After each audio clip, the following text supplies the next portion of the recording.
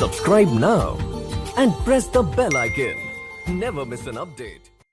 आज अखिल भारतीय संयुक्त अधिवक्ता परिषद भारत के तत्वाधान में बार काउंसिल ऑफ इंडिया के चेयरमैन को संबोधित करते हुए एक ज्ञापन सौंपा गया, जिसके विषय में परिषद की राष्ट्रीय अध्यक्ष महिला प्रकोष्ठ रागिनी गांधी ने बताया कि इस ज्ञापन के जरिए ये मांग की गई है कि अधिवक्ता अधिनियम 1961 3/1 के तहत राज्य विधिक परिषद की नामावली में दर्ज अधिवक्ता को ही प्रैक्टिशनर अधिवक्ता की श्रेणी में रखा जाए और बेवजह उनका सर्टिफिकेट ऑफ प्रैक्टिस के नाम पर शोषण न किया जाए, क्योंकि वकालत की शुरुआत करने वाले अधिवक्ता कहां से 5 साल के वकालतनामे लाएंगे।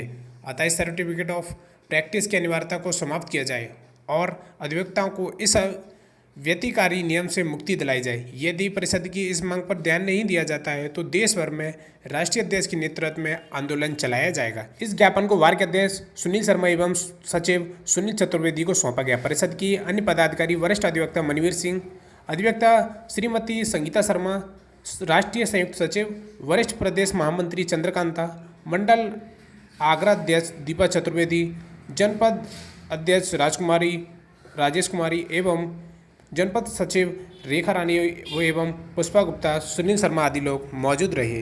मथुरा से हमारे सहयोगी मनीष शर्मा की खास रिपोर्ट। जी, मेरा नाम रागिनी गांधी एडवोकेट है।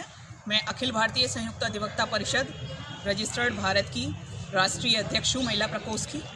जी, आज जो आपने ज्ञापन सौंपा है किन विषयों को लेकर सौंपा? जी, आज हमने जो है ज्ञापन सौंपा है वो हमने सर्टिफिकेट ऑफ प्रैक्टिस के विरोध में सौंपा है कि अधिवक्ता अधिनियम 1961 जो है, जो अधिवक्ताओं के विषय में जिसमें बताया गया है कि अधिवक्ता कौन होते हैं, तो उसमें कहीं भी सर्टिफिकेट ऑफ प्रैक्टिस का प्रावधान नहीं है।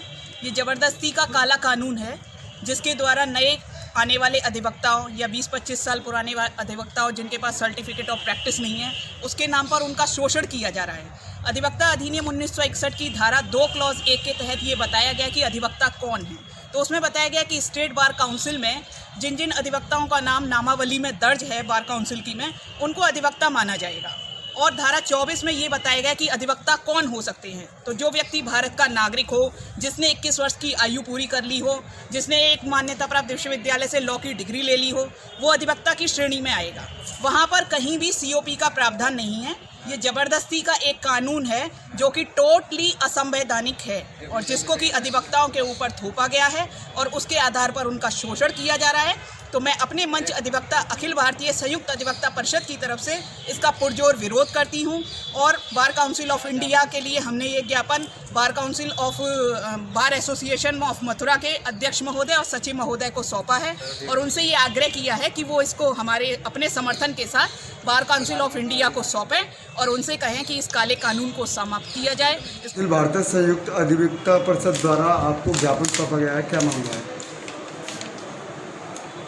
ये जो अखिल भारतीय संयुक्त अधिवक्ता परिषद द्वारा जो आज ज्ञापन दिया गया है, इसमें हमारी बहन रागिनी गांधी, संगीता शर्मा जी, पुष्पा जी, रेखा जी और दीपा चतुर्वेदी जी और अन्य अधिवक्ता जो आए हैं, उनका कहना यह है कि जो COP नंबर बार काउंसिल ने थोप दिया है जूनियर्स पे, सभी पे, वो सभी पे है।